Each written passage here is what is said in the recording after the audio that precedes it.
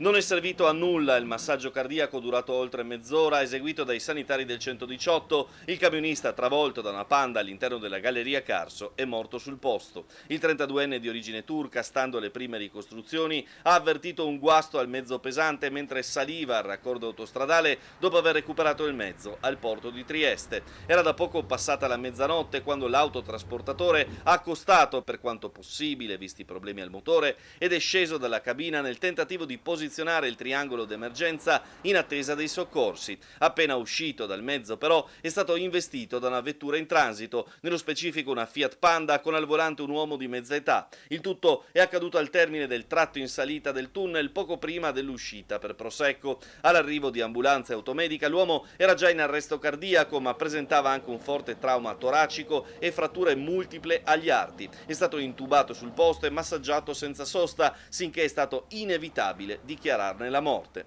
In loco per rilievi, viabilità e accertamenti sulla presenza di parti del veicolo coinvolto sull'asfalto, la polizia stradale, i vigili del fuoco e l'ANAS.